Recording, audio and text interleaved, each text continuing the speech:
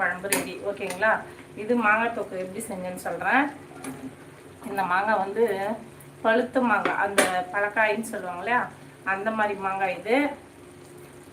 மாங்காய் வந்து சின்ன சின்னதாக கட் பண்ணி போட்டுன்னு ஒரு கடாயை வச்சுக்கின்னு எண்ணெய் சேர்த்துனுக்கிறேன். எண்ணெய் கடலை எண்ணெய் தான் சேர்த்துறேன் நான். சேர்த்துட்டு கடுகு சீரகம் உளுந்து சேர்த்துனுக்கிறேன். உளுந்து சேர்த்துட்டு ஒரு பெரிய வெங்காயம் கட் பண்ணி போட்டுக்கிறேன். வெங்காயம் கட் பண்ணி போட்டு வெங்காயம் வதங்குற அளவுக்கு கொஞ்சமாக உப்பு சேர்த்துனுக்கிறேன். கறிவேப்பிலை சேர்த்துனுக்கிறேன். இஞ்சி சின்னதாக ஒரு துண்டு, 10 பல் பூண்டு எல்லாமே க்ளீன் பண்ணி இந்த இதில் வந்து இடித்து போட்டுக்கிறேன். போட்டு மாங்காய் போட்டுக்கிறேன். அப்புறமா குழம்பு மிளகாய்த்தூள், தனி மிளகாய்த்தூள், மஞ்சள் தூள், உப்பு எல்லாமே சேர்த்துட்டு கொஞ்சமாக தண்ணி ஊற்றி இந்த மாங்காய் வேக வைக்கிற அளவுக்கு தண்ணி, மாங்காய் முழுகிற அளவுக்கு, ஏன்னா மாங்காய் சீக்கிரம் வந்துடும் இல்லையா, கொஞ்சமாக தண்ணி சேர்த்துனுக்கிறேன். தண்ணி சேர்த்துட்டு நல்லா தண்ணி சுண்டி வர நேரத்தில் ஒரு 1.5 ஸ்பூன் நாட்டு சக்கரை சேர்த்துனுக்கிறேன்.